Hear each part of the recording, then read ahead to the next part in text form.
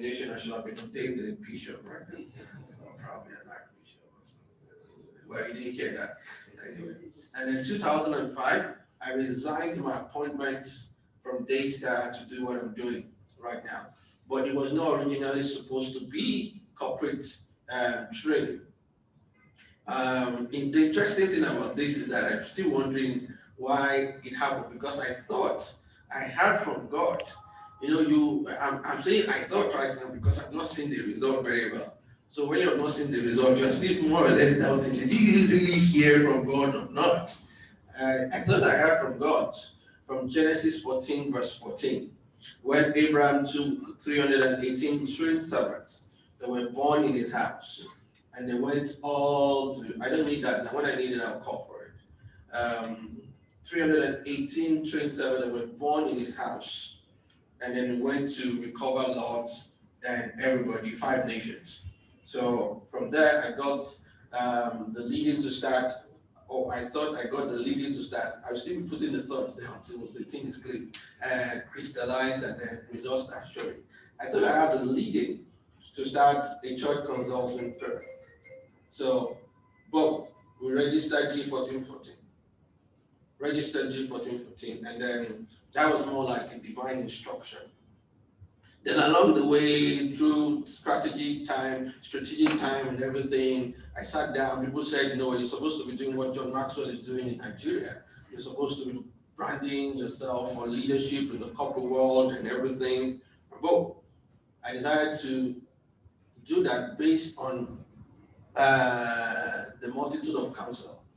So we registered, even the name, the way we got up, the way we got the name Fifth Gear to surprise you. I was in church and we were talking about what name do we register, and then we saw the handbill of Daystar. Then we were moving from 4 services to 5 services, and it was in my Bible. So someone looked at it, we're shifting to Fifth Gear. The lady said, why not name your company Fifth Gear Plus? Now you can see that the one that we casually named is even more popular than the one that I thought was divinely given. You can see how I'm doubting whether I heard from God or not. Right? The one that was casually named is more popular, more visible, and probably more impactful than that. But definitely, why we're here is basically because of the G1414 mindset, and that we have is to empower churches. And then I can't blame the church because when I came out of pastoring, came out of pastoring, but not out of ministry. I'm still in ministry. Everybody closed their doors. All the pastors closed their doors. Because then, while I was even a pastor in Daystar, I was preaching like roughly once in a month. I mean, outside churches, invitations here and there, once in a month. But when I got out of pastoring, probably they thought I was going to start a church. Boom, boom, boom, boom, boom, boom, boom. The doors just started closing. I just blessed God that I started Fifth Gear. I will have gone hungry. But I've been forced to go and start a church by force. So many of us start churches not because of any other thing, but because we want to mitigate the suffering. Many people do that. But they just want to stop the pain. But thank God I registered Fifth Gear, and the Fifth Gear grew so strong. And then we got a lot of endorsement from telecoms company. And then I noticed that once the endorsement from the telecoms company came, and that took me to over close to 70 tertiary institutions, talking to young people, and then it was good money. Actually, the telecoms communication company made me arguably the highest paid speaker in Nigeria. Highest paid speaker in Nigeria as far back as 2012. Because anytime I come on stage, 1.4 million has already been paid into my account by the telecoms company. Anytime I come, as far back as 2012, 2011. So it was like that, and then they made me that. And once that happened, I just realized that churches started opening up. I was wondering, probably they were waiting for a hand of God or results to happen before they start doing that. But no hard feelings. No hard feelings. But sometimes you go through all those things to prepare you for where you are, which it's a great thing for us. Now, why are we here? Three reasons why we're here. Number one,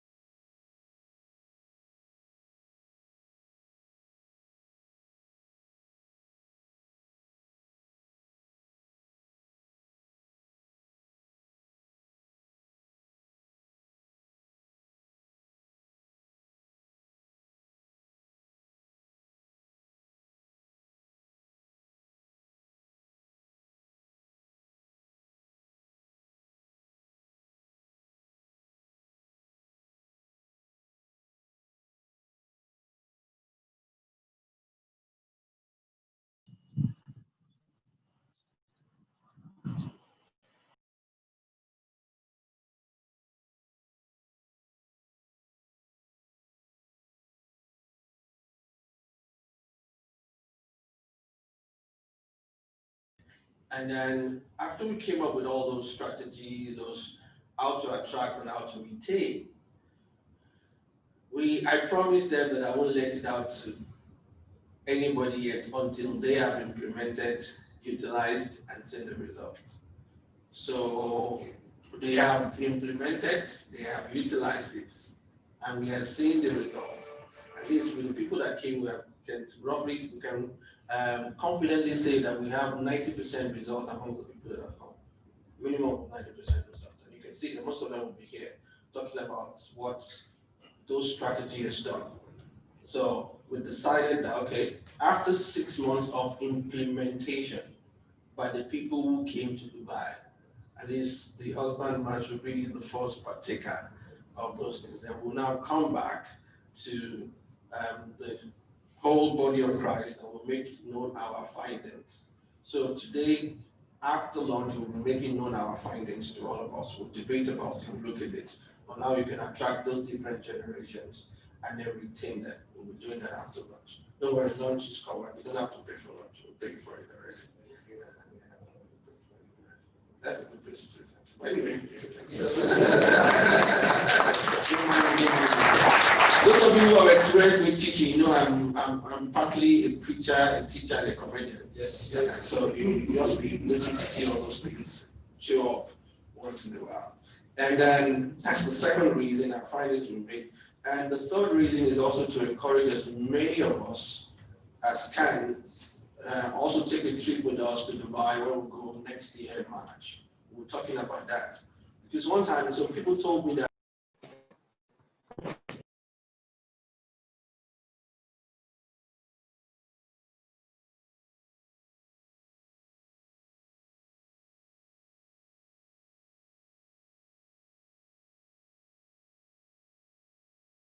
together, went on a yacht together. I mean, we were just there exchanging ideas.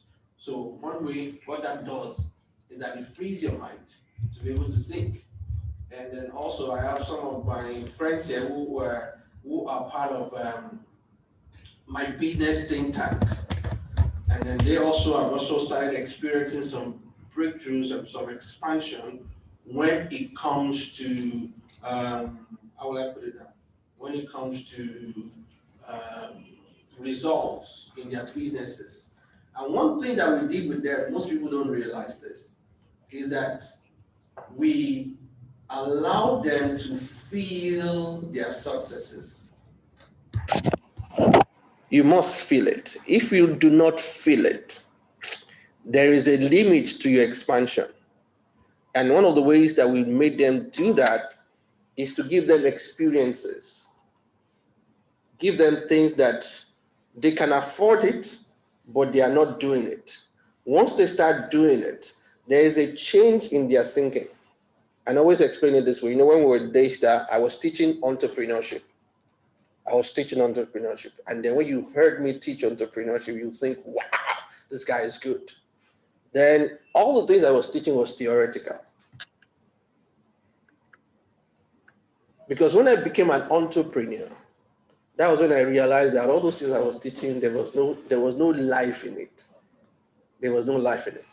Because there is a way you feel as an entrepreneur when the month is ending and there is no salary, there's no amount, there's no money in the account to pay your staff. And then you're looking at them, they're looking at you. There's a way you feel. That one, you have to be an entrepreneur for you to pass that thing across. It's an experience. So when we force people into experiences, when they come out of that experience, it's a different ballgame entirely. Something breaks. So that's why when you force people and you push people into traveling, sitting down in a place, and then what we try to do also is to create this luxury mindset. In Dubai, we created that. We went on the yacht. We did all that, and people came, wow, wow. When they came back to Nigeria, or when they get back to the UK, Manchester, wherever they found themselves, they just realized that the thinking changed and things were just popping up, popping up, popping up. So we'll advise you also to try as much as possible to also be part of that. And then those are the three reasons why we are here. But the first and the second one are most important. The third one is equally important, but not as important as the first and two. The first two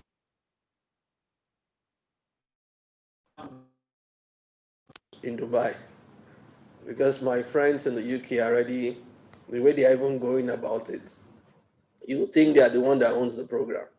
The way they are marketing and the way they are pushing it is crazy, to say the least. But as many of us that can be part of that, please let us make sure it's in March 23rd and 24th of March 23rd. Don't worry, COVID will have been finished by then.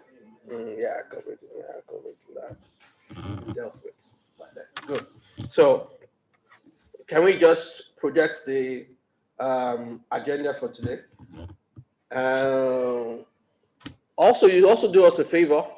We wanted to print out stuff for the strategy that we came up with on how to attract and retain. But we just said we should be doing paperless right now. So since we have your number, we'll project a number on the screen when we're ready. You just send an hi, how are you? Or hello to that number, and then they will send you the WhatsApp copy of our findings from Dubai when we're ready. So that's what we have for today. Sorry, we started a bit late. Sorry, not a bit late. We started late. Not our fault though. We were trying to wait for all of us. So, so we're having first session, the second, and the third, and the fourth, and then we're going to Q&A, and then hopefully by one, we'll have our lunch, and then we'll come back into the resolution from the pastor strategy meeting in Dubai. And then we'll do some brainstorming sessions, and then we'll close for the day. Good. Niyi, are you ready for me now?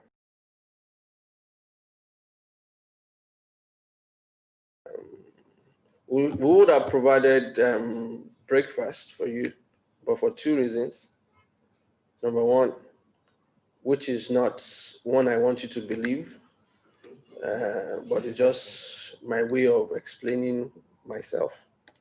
Number one is that pastors fast in the morning. And then number two is that my budget couldn't carry breakfast. So the second one is more tenable. The first one is just to make us to laugh. Good. So I will hand over to the person that will anchor throughout the program and then get all those things. But before we do that, I think I have Praise here. Praise is supposed to do some few minutes on telling us about the future of the church. The future of the church is the children's church. He has a system that he runs. So I just wanted to say one or two things about that in 10 minutes, and then Samson will take over to anchor the program. And then, I mean, you need to tidy up on your junior church. One of the things that grew our own church,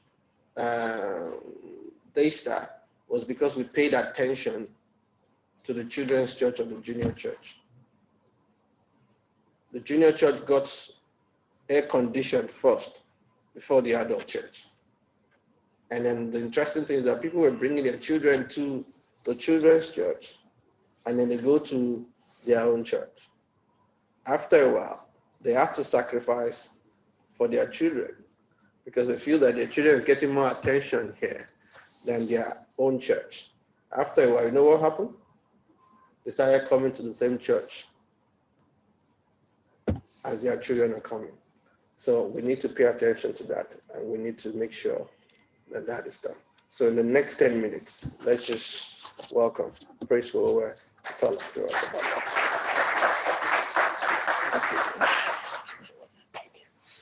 Okay, thank you, Pastor Niyi, and good morning, everyone. How are we doing today? I'm so excited to be here, and thank God for what Pastor Niyi is doing.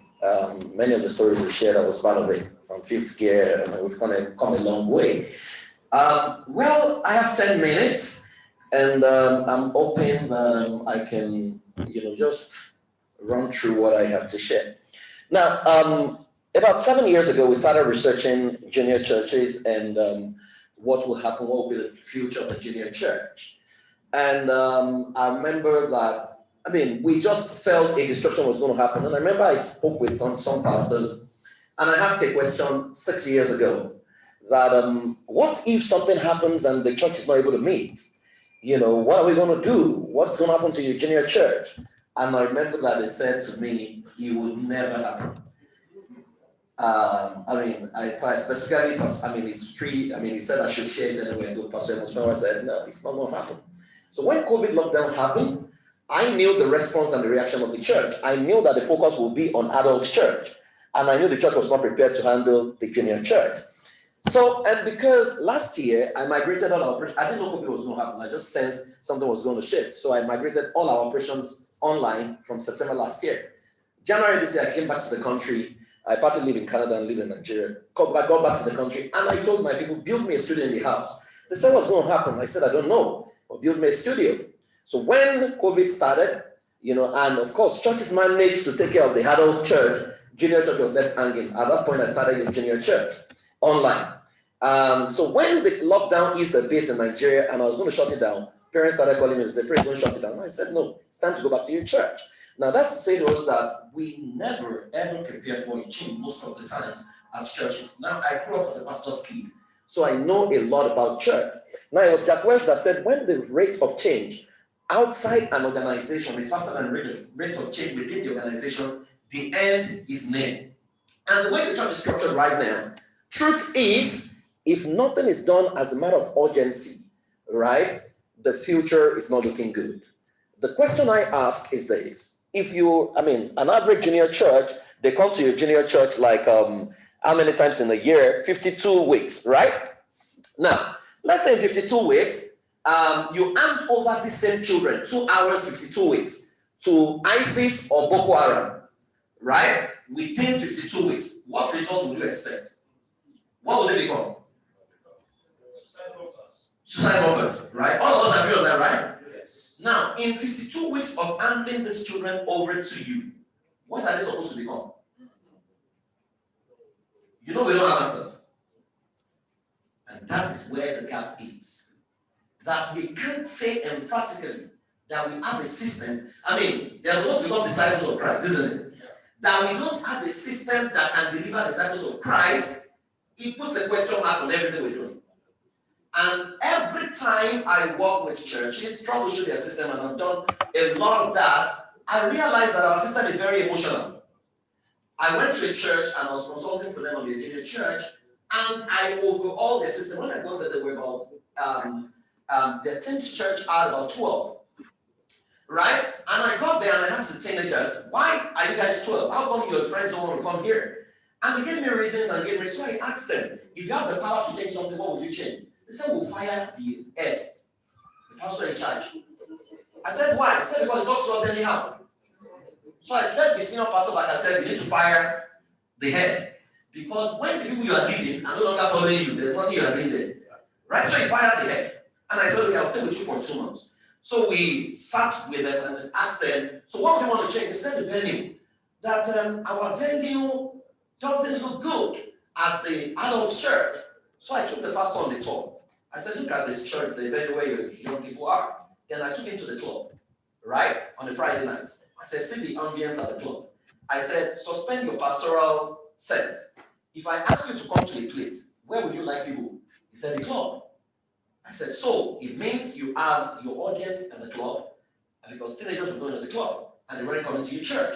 So we changed everything. He said, oh, we don't have money for drum set. And I said, forget drum set. These teenagers only drum set. They need a turntable, right? You'll be surprised if you get a turntable, we get a second hand, right? They have DJs among them already. And that was what we did. Now, in no time, junior church grew to close to 80 thereabouts within 2 months. And I taught the people on what to do. Sad story.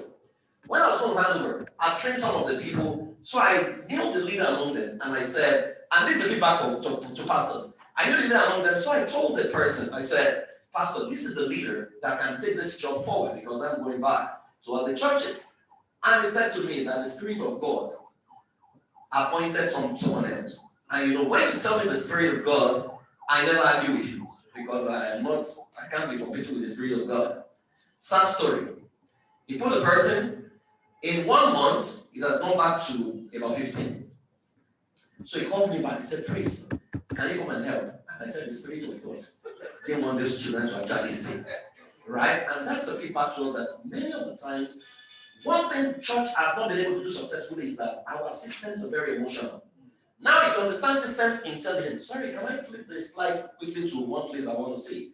Our systems are very emotional.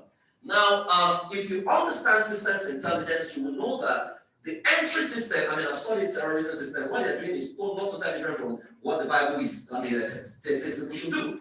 Now, if you check our system, you would realize that every system has an entry system. So you need to understand how do children come into this church. Now, every system has an engagement protocol. Now, every system has got an acculturation process, which is where we fail. That our curriculum is not intentional to deliver a specific result. And that's where we fail. That we don't tailor it, right? So people teach Bible study. 21st century is about biblical application. That the generation Z you are dealing with, our generation, how do they teach me about God? That was, God is a spirit that cannot see him, he sees me, he knows something. That was how I was taught. I couldn't question. These children, as you are teaching them, they are checking you out online. And they'll tell you this is not correct. Right? So if you don't have teachers who are competent, who are spiritual, not religious, who are open-minded to even understand certain things, you are going to totally lose those children. Now, you will know right now that once you have teachers who are teaching ages 7 and they're not comfortable with social media, they're not comfortable with multimedia, they should not be teaching that classes. Right? So if you are not ready, you realize that your children will keep skipping churches. Now we ran a survey, and I'll show you the result. Please go to that slide where I have reason why young people are dropping out of church, because we asked them why are you dropping out of church, and you will see what they have to. Just click down towards the end. You will see why they're dropping out of church. Okay, sorry, stop here. These are elements of the 21st century junior church. 1, it must be a discipleship system, right? It must be a system. Number 2, you must have a clear agenda. What kind of young people would you want to produce? So if I send my child to your junior church in 1 year, what should I expect? If you can't tell me, I'm not going to send my child because I know what to expect from ISIS. If I don't know what to expect from church, there's a problem, right? 3 is an intentional script.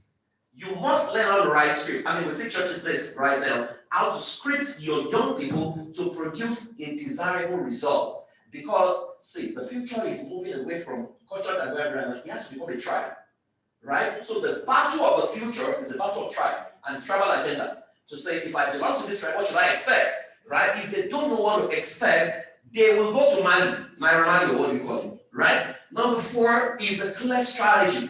And I love the fact that Pastor Niyi is doing the think tank because churches don't like strategy. I love strategy. Right? Because sometimes the outcome of the strategy does not favor the senior pastor. So we place emotion above system. Because when you do strategy, and strategy says, this leader should not lead these people. You must respect strategy. If you don't respect strategy and you use your emotion, your result will show you that you were wrong. Unfortunately, one of the things we don't do too well is when we're wrong, we can't say we are wrong. And that's not good enough. right? And when you are doing strategy, surround